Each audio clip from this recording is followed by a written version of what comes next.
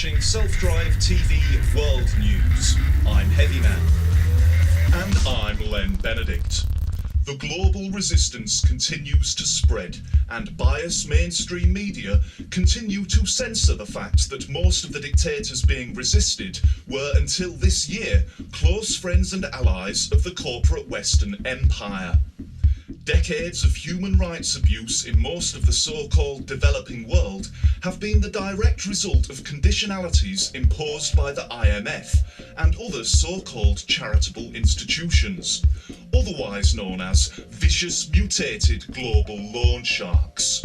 While ignoring decades of corporate profiteering on the back of slave labour, the mainstream media have shifted their focus to the uprising in Egypt, where another key Western ally, President Hosni Mubarak, has finally stepped down as millions of demonstrators remain on the streets. At least 300 people have died in the Egyptian uprising so far. The more radical elements of the resistance had responded to Mubarak's heel-dragging by sabotaging natural gas pipelines to Israel. Egypt supplies 40% of Israel's energy. In Israel, reports of mass demonstrations in solidarity with the people of Palestine have not been picked up by most corporate media, who are scared shitless of speaking truth to the power of the Zionist lobby.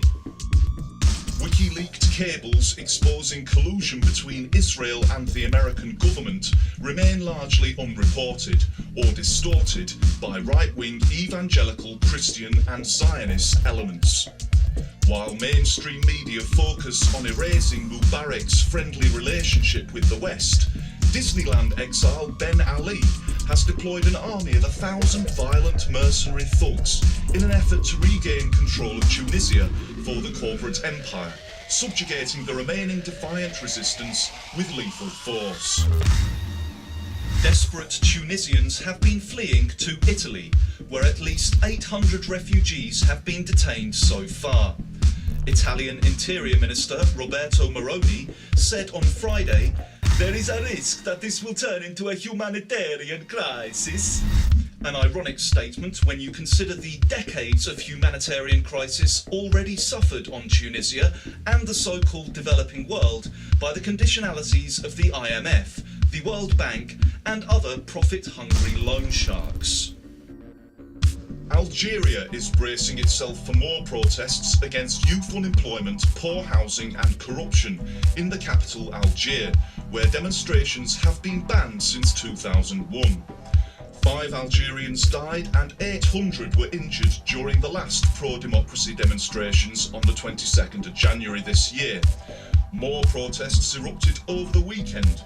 Demonstrators were outnumbered 3-1 by security officers protecting the corrupt regime of another friend of the West, President Abdelaziz Bouteflika. I'm sorry, Len, did you just say President Bouteflika? With a name like that, how could he not become a friend of corporate America? Mr. Bouteflika, how would you like the opportunity to help the corporate elite rape your country's natural resources? Why not take out an unrepayable loan with the IMF, and we can redevelop your oil-rich nation with conditionalities, which are favorable to you and your mafia family, but which make you a hate figure of your human resources, or indigenous population. Bouteflika might be pronounced differently, of course. The 17th of February has been designated a Day of Rage by dissidents in Libya, who are protesting the autocratic regime of controversial friend of the corporate Western elite, Colonel Gaddafi. Libya has a law to prevent group activity against Colonel Gaddafi's ideology.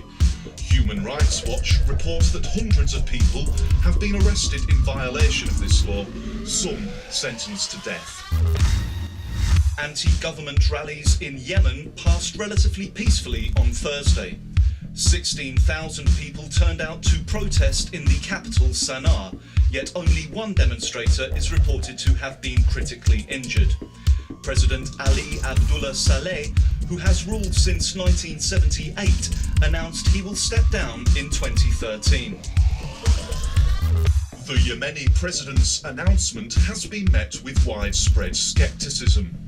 He had previously promised the people he would step down in 2005, when he stated that "You are tired of me, and I of you. It is time for change."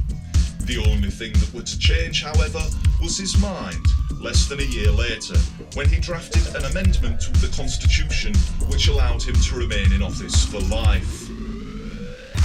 The Middle Eastern revolution is expected to raise the global price of fuel to record highs. The higher the price of dirty fuel, the more realistic the transition to sustainable energy. Experts have suggested that when the price of oil reaches $300 a barrel, renewables would become cost-efficient or profitable. Thanks for watching, stay well, stay safe, and look after each other.